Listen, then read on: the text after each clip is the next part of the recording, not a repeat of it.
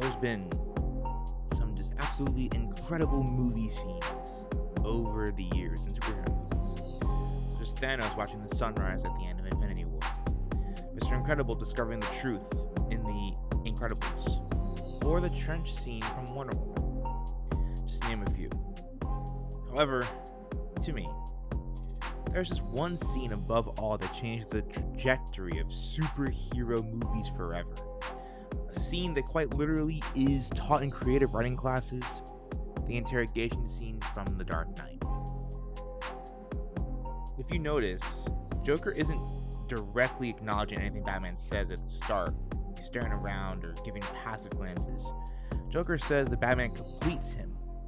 Now that is played off as a small quote in the scene, but it matters a ton later. Joker's obsessed with the notion that Batman is just like him. He wants to bring him down to his level and ultimately break him. He even says, bring you down to our level.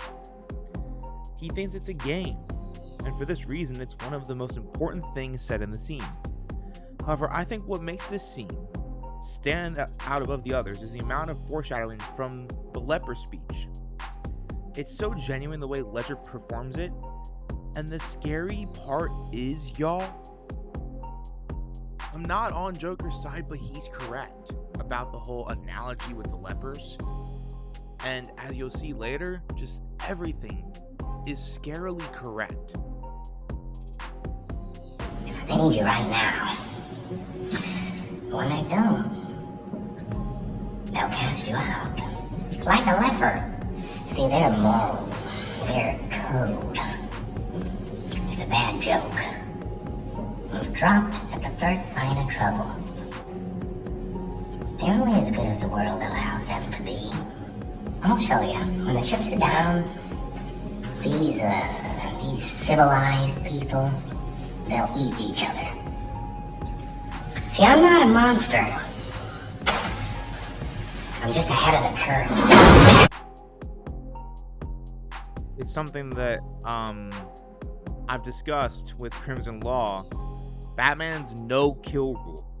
Joker tries to get Batman to break his no-kill rule, and there's no need to dive too deep into it. I've discussed it, and it's been established in Batman canon for nearly 75 years that Batman does not kill. He thinks that guns are for cowards, and he thinks that killing would make him as bad as the people that murdered his parents in front of him when he was an 8-year-old boy. He believes in rehabilitation, but in the sense of the Joker, I don't think that's possible.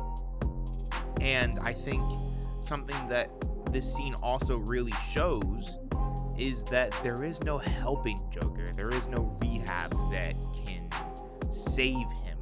And in a lot of ways, he doesn't deserve it. And this scene and later in the movie and in many other forms of media really show why Joker is irredeemable and why Batman's kill rule kind of doesn't make any sense. Nothing to threaten me with. Nothing to do with all your strength. Don't worry, I'm gonna tell you where they are. Both of them. And that's the point.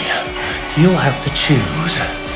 He's at 250 52nd Street, and she's on Avenue X. That's just a...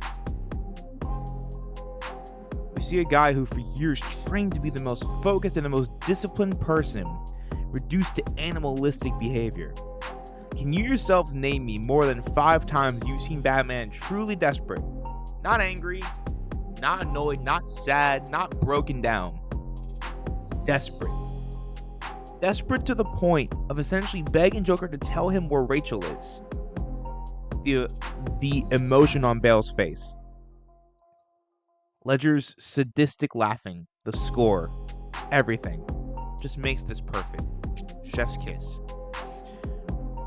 And now we've reached why indeed this scene helped this movie define a genre.